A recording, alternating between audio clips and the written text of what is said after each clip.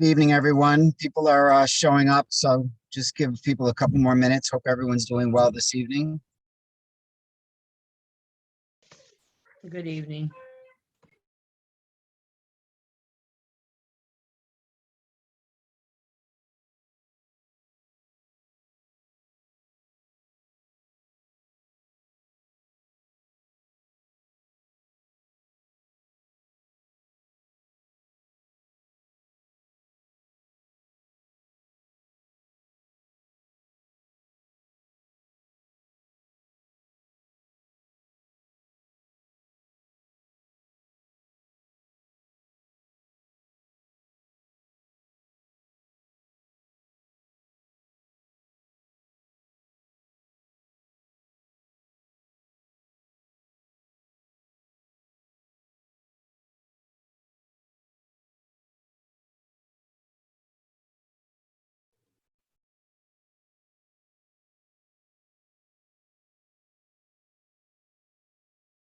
So Daoud, good evening. Good evening, Gwen.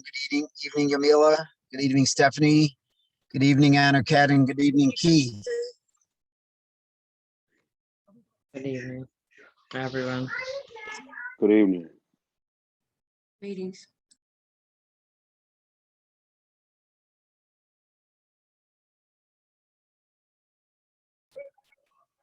I'm sorry. Good evening.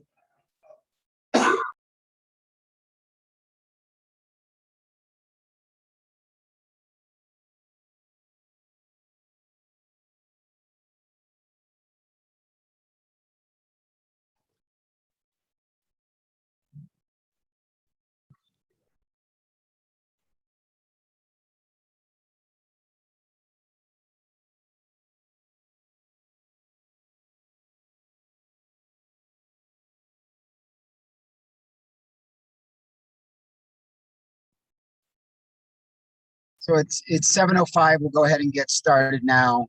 Anuket, would you mind sharing an update on how your husband Sundiata is doing? My pleasure. Do you mind sharing? Not at all. First of all, thank you everybody for your support and your prayers. I truly appreciate it. My heart is like amazingly grateful. I've never experienced such a love like this. So thank you, first of all. Second of all, we've been having a Zoom visit with him. The last two, like yesterday, the day before, I went to physical see him because he was, I guess, close to transition, but it seems like it's turning. Today, we talked to him on what you call Zoom, but it's not Zoom. And we talked to him for over 2 hours and he was alert. You know, he didn't speak, but I could tell that he was listening. Okolo and Sunshine was able to be there.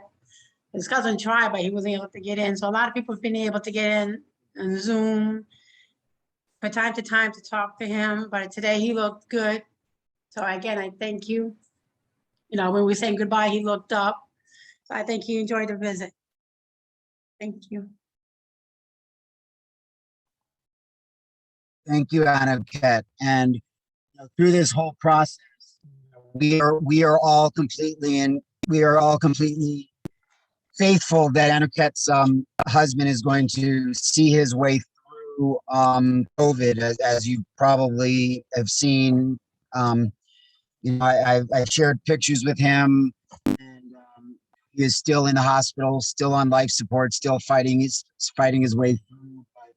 But he did open his eyes today, and we could tell that he really was. His spirit was strong, and he was just going to continue to fight through, and we're fully expecting a recovery. At the same time, this is just to show you the importance of the work that we do. When Sundiata, first applied for life insurance and was declined, we certainly didn't expect this to happen. And then when he reapplied and was approved, we certainly didn't expect this to happen. But to be in a situation like this and then also to be having to worry about, oh my God, the incredible financial disaster that could happen, it's at least one worry off the table. And now we can start focusing on the healing and the love and and that's needed at this time. So we sometimes get very a little abstract, in terms of what we do. Is like, oh well, you should get life insurance, and we sort of forget this is real stuff we're talking about here. This is real life, real lives, real families, real children. They've got 3 beautiful daughters. And this is what we do. We protect families. We help families prepare for the best. We help families prepare for the worst. And I don't even know if I told you, Anoket, but at some point I was, sitting and I think I remember I was telling somebody after we got off the phone the other day. I was actually in the middle of a meeting with another life insurance agent, and I was telling him your story, and I broke down crying. It was very emotional to me. Yeah. What's going on, and I'm just very thankful that you've been able to welcome me into your family and have me there. Every time you've been able to get on video with him, and being willing to call me pretty much 24 hours a day. And Dad can't always answer, but I do the best that I can. And this is the family that we're looking to build. Right. We're not just looking to build a company where we go make money. Like, Right. no, we're looking to build a family where we go help people. And oh, by the way, Uh-huh. when we help people, the more people we help, the more money we make. And then the more money we make, the more money we're able to reinvest into our communities. The more we're able to help, those in need. The more homeless shelters we're going to be able to build, the more homeless we're going to be able to feed, people we're going to be able to clothe. And that's what it's about ultimately. I talk about wanting a yacht and, nice cars and a nice house. And yeah, I'm going to have all that stuff, but there's so much more that we're really here to accomplish. And I just want to thank all of you for being a part of this. And whether or not you're a part of this and you're actively seeking and studying, get your license, or whether you're interested in being a referral partner, or whether you're interested in being a part of the circle and just bringing your gifts and talents and abilities to the table. We all have our jobs and our actions. I am a firm believer that we all were given certain gifts and talents as children. And if we remember what those gifts and talents are, we're going to realize that those gifts and talents are the exact gifts and talents that we are going to need in order to fulfill our missions and purpose in life. And we all have different missions and we all have different purpose. But we work together and we all bring our different tools together. If you know how to work a hammer and I know how to work a screwdriver, together we can build a house. And that's really what I'm looking for. And that doesn't mean you have to sit there and learn everything there is to learn about retirement planning and education planning and life insurance and generational wealth creation. But in changing the culture of money in the Black community, when we have those conversations with people, say, hey, have you thought of this? Is this something that you're interested in? Is this something that you need? And, what we'll find is a lot of people know they need this. They know they need the help and the guidance and the education. A lot of them don't even know what they don't know. A lot of people don't know what they need to know. Or a lot of people, know they need something, but they don't know where to get it. I talk to so many parents that have children that know they need life insurance. And, sort of in the back of my mind, I want to say, well, why don't you just go get it? Well, the answer is because you've got to go and get it. And so our job is to go to them and bring this information to them and this education to them. And, you know, it's for them to say no, that they're not interested, or that, you know, or the laters. But it's also for us to recognize that we don't want to be the story that says, well, you know what, I wanted to talk to my brother about this, but I didn't because I was afraid of how he was going to react or what he was going to think of me. And boy, you know what, I just got a phone call that he was in a car accident. And, you know, do you want to be in that position?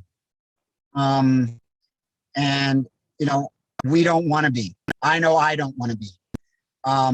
You know, I had a client very early in my career who had children, was able to get life insurance.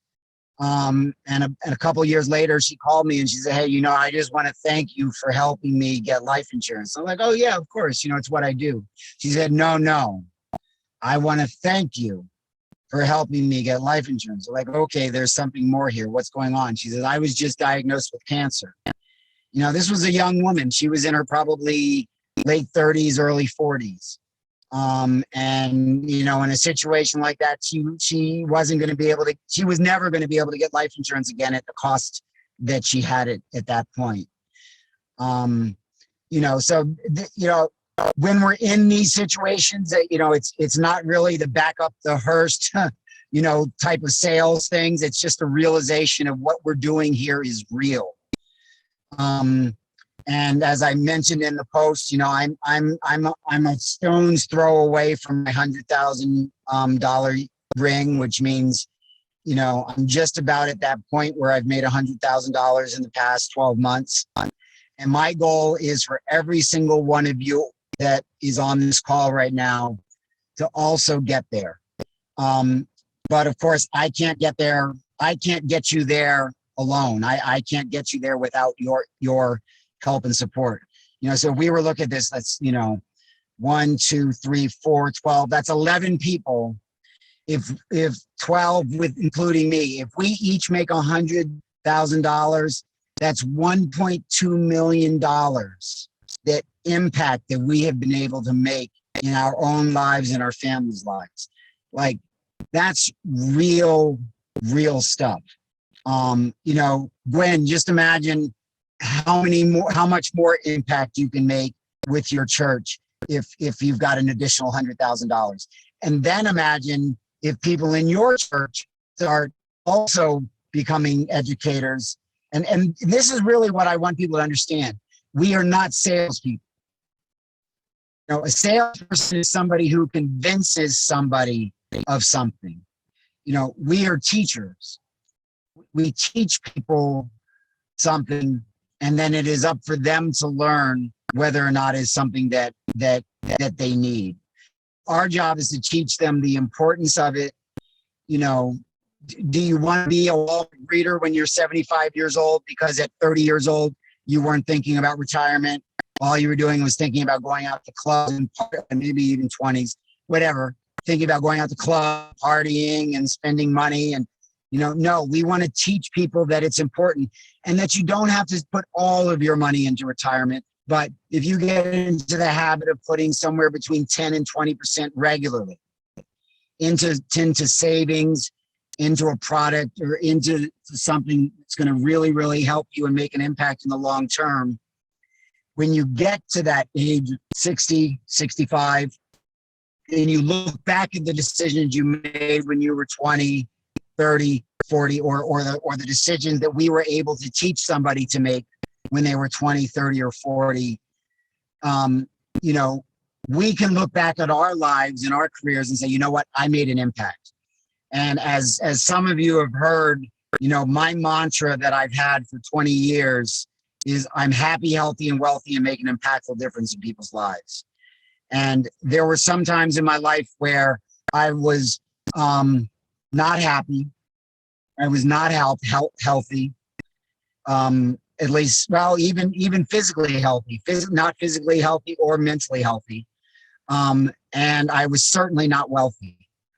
But I forced myself to continue to say that mantra year after year after year after year. And 20 years later, I'm happy. 20 years later, I'm healthy. I was pre-diabetic.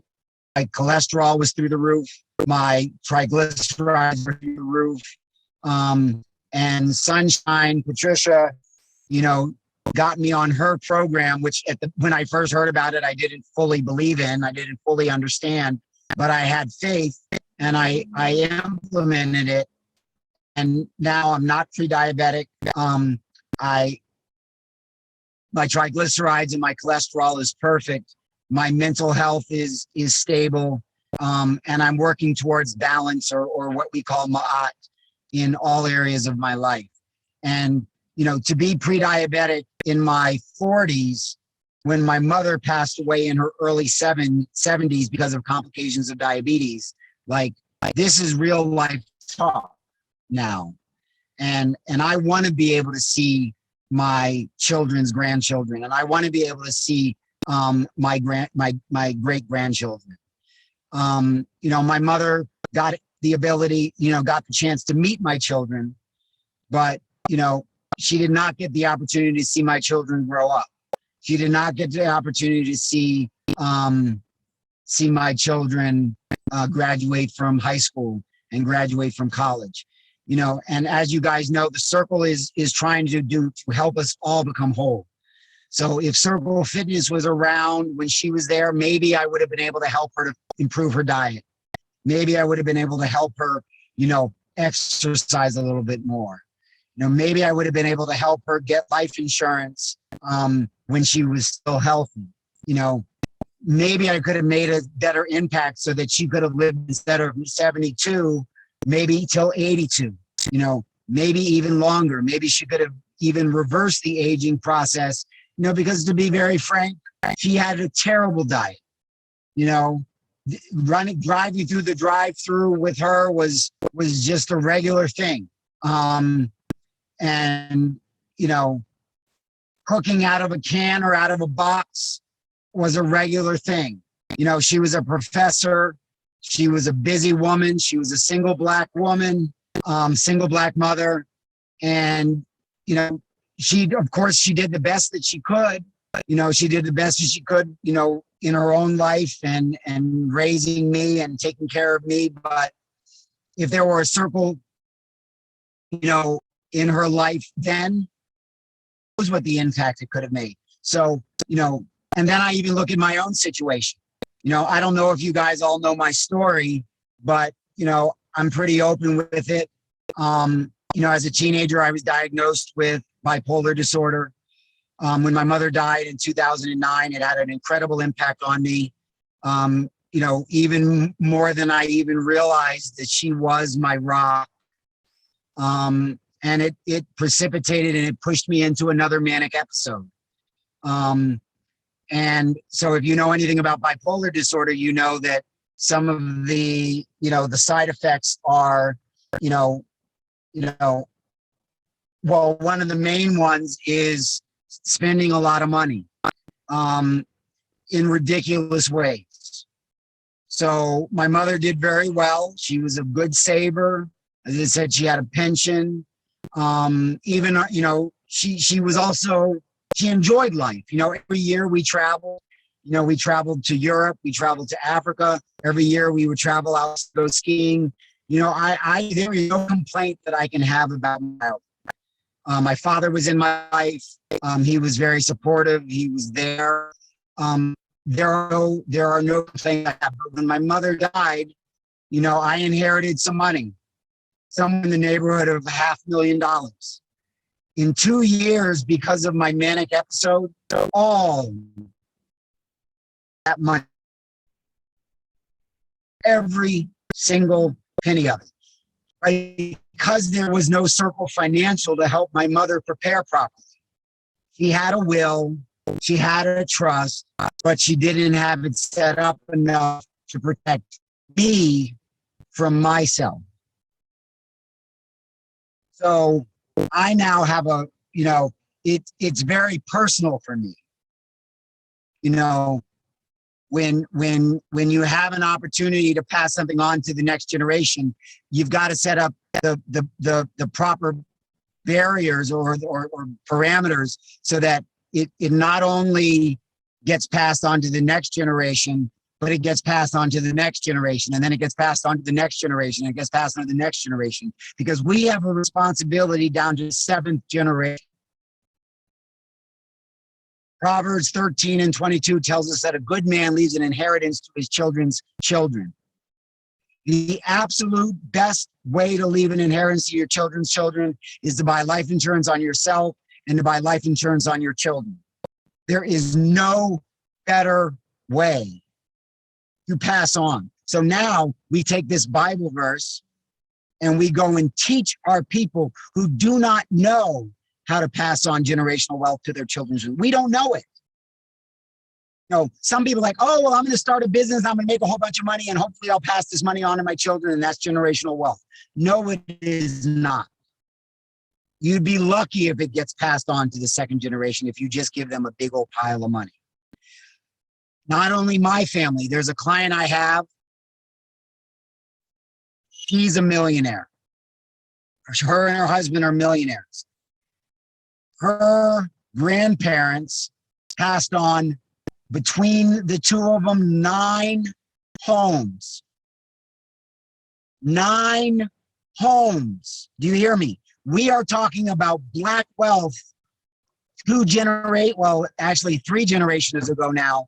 And do you know that right now, all of the homes and all of the money has been run through except one house because proper planning was not done?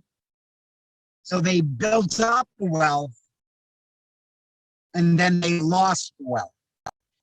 This is happening all over our communities. As many of you know, I've been summering on Martha's Vineyard my whole life. So look at the number of families, my generation, so people in their 40s, 50s, 30s, when their parents pass on, when our parents pass on, the houses are either being sold or lost to taxes because proper planning wasn't done. What we're doing here is not a game. This is life, literally life and death. This is literally like keeping families either together or having them fall apart. And, you know, this is, and what hurts me the most is I was already in the life insurance business when my mother passed. I was already knowing what a will and a trust was. I was already understanding the importance of a trust. But because, the saying in the Bible is, a prophet is without honor except in his own hometown. So my family didn't listen to a word that I said. My ex-wife's family didn't listen to a word that I said. So when my ex-wife's mother passed away, she died with not a penny of life insurance. And so now my ex-wife's family is struggling financially. And so, of course, I'm doing everything I can to help them. But if they had just listened to me, if they had just listened to me, it would be a whole new, instead of a hole in the roof, they could be digging in a hole in the ground to replace the broken up pool that they have in the backyard. So when you get to that no, I'm not interested. No, I don't need it. No, it's not important. You look around in your own life, in your own circle, in your own stories, because I know you all have stories. And you look at the importance of what we are actually doing. And you say, and you go back and you say, well, you know what? I know you said it's not important. I know you said you already have life insurance, but I love you. And this is important. Let me just take a couple minutes to make sure that you are all set, because you might think you're all set, but in most situations when I have a conversation with people, I found out they're really not all set. They either have crap insurance, they don't have enough insurance, they don't have insurance that has living benefits, or they're with a company that doesn't pay out or does everything they can not to pay out. So we've got to be, we've got to put ourselves in those situations where, my daughter's very good friend, came to me, and you guys have probably heard me say this story again because it really literally hurts my heart. Wealthy family, $1 million home, business owner, early 40s, drops dead, heart attack. And I went and visited. I picked up my daughter from their house one day, big mansion in Andover. And, she sort of had these tears in her eyes, and she was trying to, basically choke back the tears. And she said to me, you know what? We were in the process of doing our life insurance. We just got too busy. And then she said, and my husband's business, the way the paperwork was designed, instead of it going to me, the wife, it went to his father, who he was a business partner with. And the father basically was saying, screw you, to his daughter-in-law and to his grandchildren.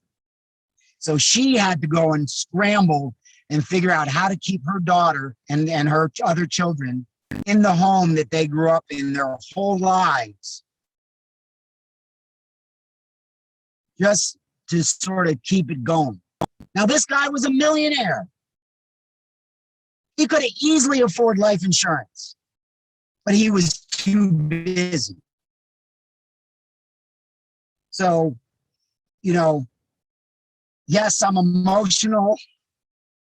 I'm feeling Anuket's pain, but I also know that she's going to make through it. I know Sundiata is going to make through it. I know that he is going to be an example of what we're doing here, because he was at Circle Financial, denied for life insurance, went over to Circle Fitness, got healthier, was encouraged to eat healthier, was encouraged to exercise, start walking, doing whatever it was he did, and then went back to get life insurance, and he was approved.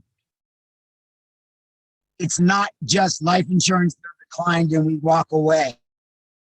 No, that's not what we're doing here. We are trying to make people whole individually, and then each individual helps other individuals until we become whole as a community, until we become whole as a country, until we become whole as a world. Because the day and age we're living in, if you don't know, go and read the last book of the Bible. That is the day and age we're living in. And it's not Armageddon in terms of a bad way. What it is we are in the hereafter. We are here on earth after the devil's rule is over. And his rule is already over. It's already over. When you see all this craziness that's going on, they're scraping and scrambling, doing the best that they can to try to hold on to power. Power that is already gone. It's already gone. We are already back in our position of power. And they're afraid that we're going to treat them like they treated us. But we haven't ever, and we never will. And the day that they realize that they'll be better off with us in charge is the day that, well, I don't know, they'll realize it someday. But, I want you all to know that each and every one of you individually, I will do any and everything I can to support you guys. I know that it's fits and starts and busyness, and then life happens, and this is going on. And again, another piece of my story, I don't know if you guys know, but when I started with FEG, and I called Mark and I said, hey, Mark, I'm thinking of getting back into the life insurance industry, financial services, what do you think? And he said, oh my gosh, really? We've got to have a talk. I just started out with a new company. So Mark had been in financial services as a wealth manager on the investment side for 40 years. He just got into the life insurance side, literally like a month before. Said, we've got to talk. And I talked to him, and I talked to Alice, who is his mentor. And I was very honest with him. I said, look, guys, there's something you guys have to know.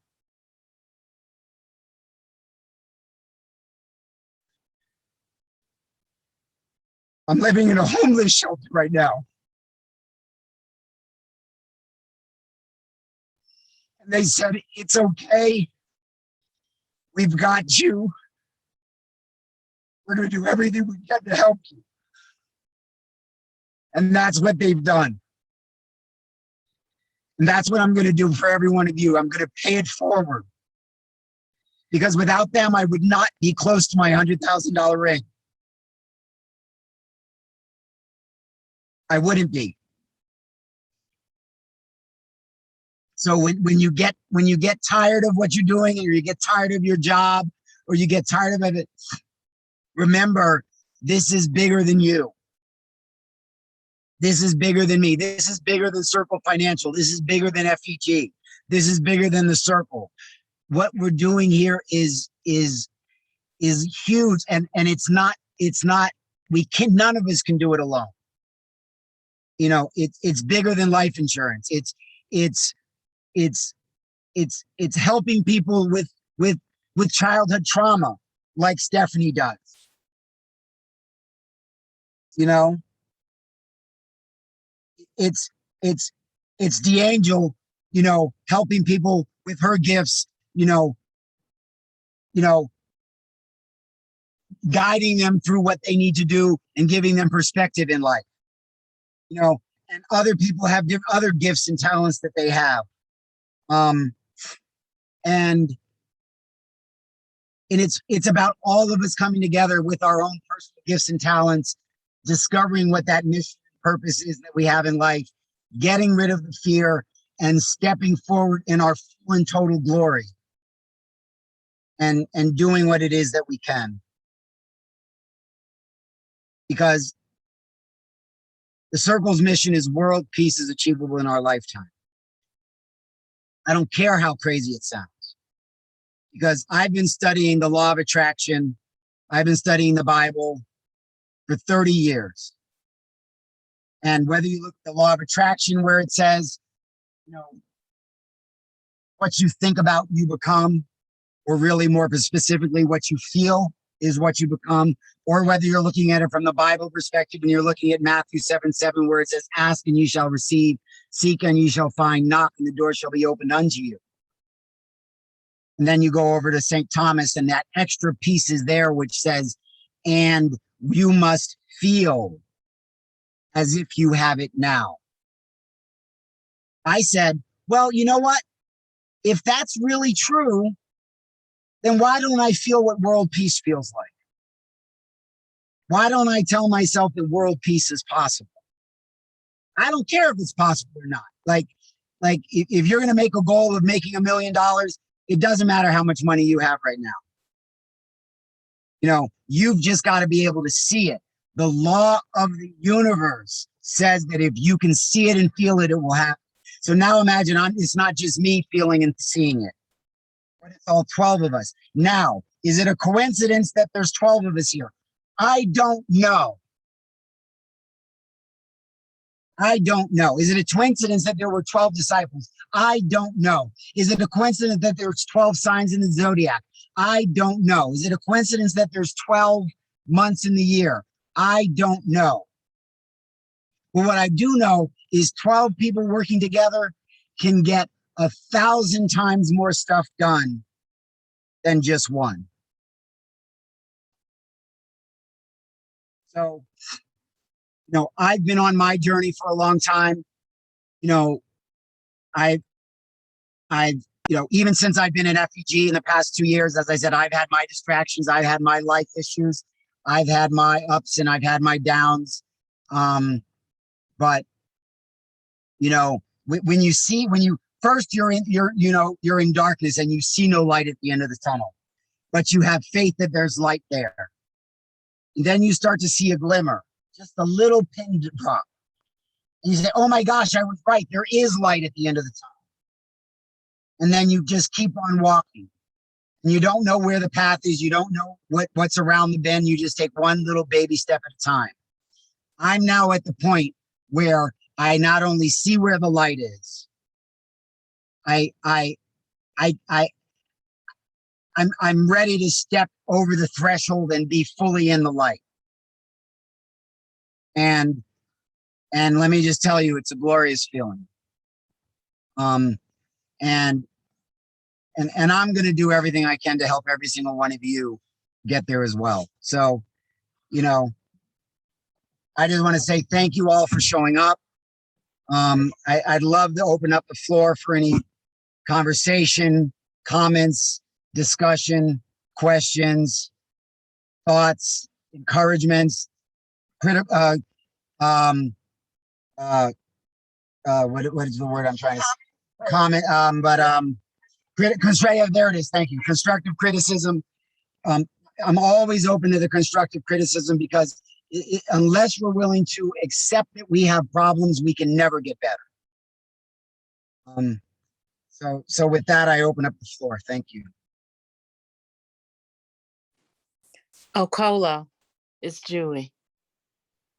Good evening. Hi. Hi, how you doing? I'm doing well. I just want to thank you for encouraging us tonight.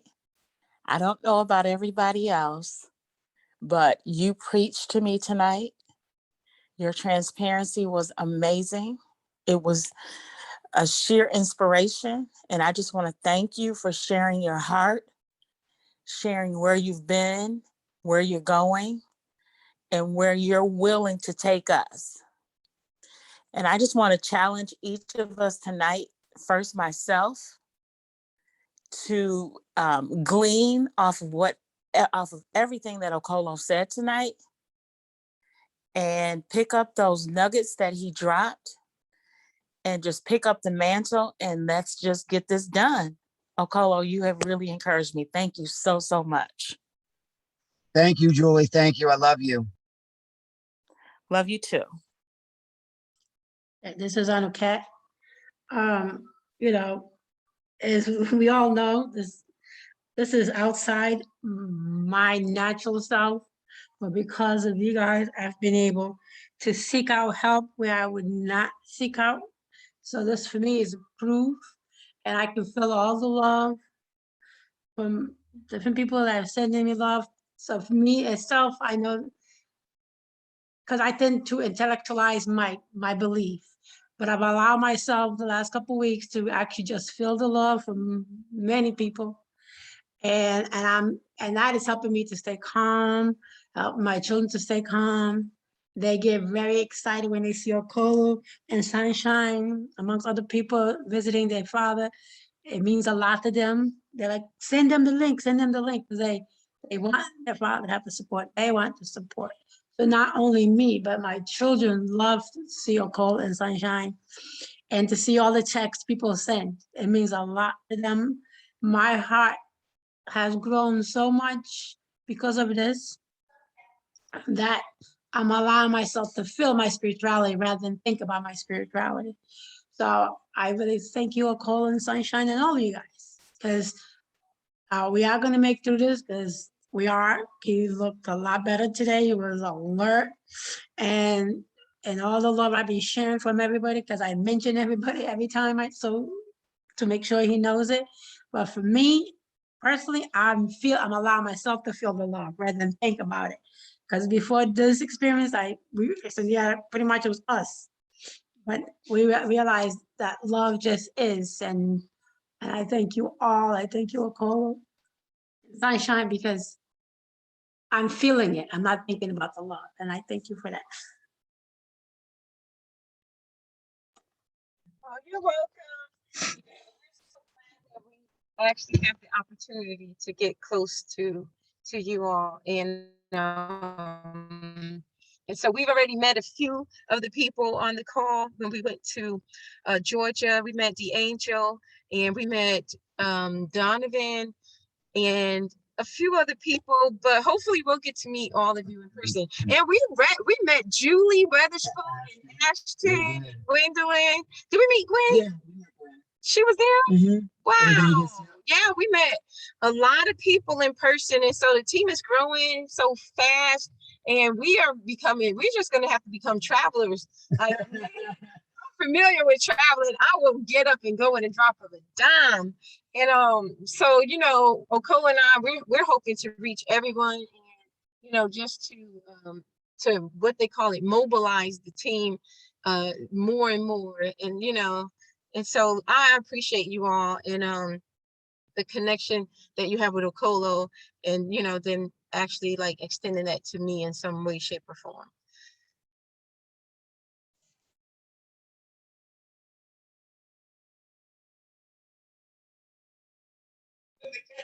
Hello, Okolo.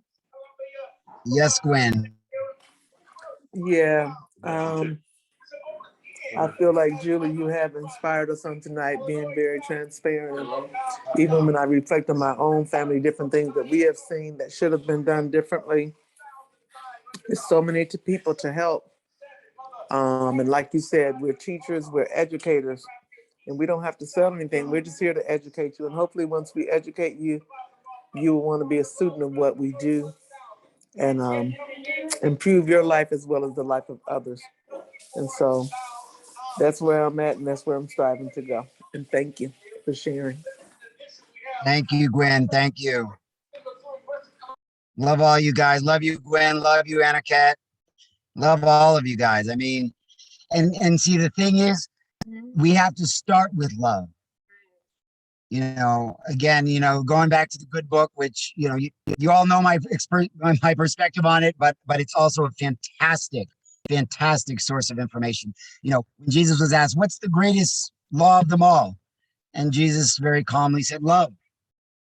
You know, so you can look at all 613 mitzvah or commandments that are in the Torah, but Jesus said, you know, the most important one of those is love. You know, so if we begin with love and we do our best to continue on with love, and then hopefully end with love, you know, we can make it. And that doesn't mean we don't have problems in the middle. That doesn't mean we don't have disagreements or misunderstandings or arguments or even fights. It just means that we've got to go back and say, okay, wait a second. Love is supposed to be guiding me. So now let me see, if love's guiding me, what would I do in this situation? Okay. Maybe I would go talk to that person instead of sitting there, you know, thinking this or wondering that, whatever it is, you know. So, you know, and the one thing that I know that I've known for a long time is everything that I teach is really a lesson for me. So, you know, when I was a personal trainer, or when I was doing, you know, or actually when I do circle fitness, and I'm, you know, helping people get in shape, that's when I do the most to get in shape. And so, you know, when I talk about the need for anything, you know, leading with love, remembering love, and ending with love, that's a lesson for me. You know, so I'm, you know, I'm right along this journey, trudging along with you guys. You know, I say to Sunshine a lot that, you know, our lives are really to be examples that wherever you come from, you can make it. Whether it be, you know, from the quote unquote hood where she's from, or from mental illness where I come from, or from, you know, being estranged from my family, where I was for a time. Still the black sheep, but at least I'm the black sheep that's able to stand outside on the outside of the the gate, or, you know, right close to the gate, instead of like being kicked away miles away and having my aunt call the police on me 3 times, which she did. But you know, we you know, and or even the difficulties that we have and have had in our relationship. It's to show that you know, with the proper commitment and love, you know, anything's possible. So if anybody wants to you know, add anything else, you're welcome to. Otherwise I I want to can say thank you very much. Thank you for your inspiration and all your words. Thank you. Absolutely, Yamila. You're welcome. You're welcome. And welcome to the team. And just so you know, you don't know this yet, Yamila, but you're going to be teaching the life insurance class. This woman, after having studied nothing. After having studied nothing, having no experience, and I've been in life insurance for 15 years. After having no experience in life insurance, is getting more questions right than I am. Thank you. So, so you have a calling to be a teacher there, and then you just need to figure out, or not figure out, just take that teaching ability that you have and that knowledge that you have and that inherent genius that you have, and utilize it to make the most for you, your family, your children, your loved ones, and your community, you know, and then ultimately the world. So, Thank you. you know, and also I just want to make very clear that, like, I do, and I openly say, I do have a mission and a focus to help the Black community. I do. I will never apologize for that. But there's also, everybody needs help, you know, so I might have a primary focus on the Black community, but we've got to help everybody, you know, so I want to have, you know, somebody who can embed themselves in the Asian community and blow that out. I want an Asian to be a bigger Asian than oh, what's his name? Gillis Mua. No, he's got a team of Asians right now. He made $4.2 million last year. I can't even guess how much his whole team made. My guess is his whole team made probably something close to $50 million last year. And if that's an over exaggeration, it's at least 25 million. Just his team. So I want to get an Asian who's going to blow that out bigger than that. I want to get a Latino that's going to blow that out bigger than that. You know, so together, Let's do it. Let's do it. together, we can do this. So, you know, I'll end with my favorite prayer. You know, I am in the love of all, and all love is in me. I am one with all, and all is one with me. I am part of all, and all is part of me. I can succeed as a part of all and fail as an individual. All is, I am. All can, I can. All does, I do. And with that, I wish you all good evening Amen. and Good evening. good night. I love you all, and amen and amun. Thank you, Okolo. Thank you. Thank you, Thank Okolo. you, See you Okolo. Much later. love. Thank you, brother. Appreciate it. Thank you. Thank Thank you, you. Okolo. Everybody have a good night. Good night. Good night. Night. Night. Night.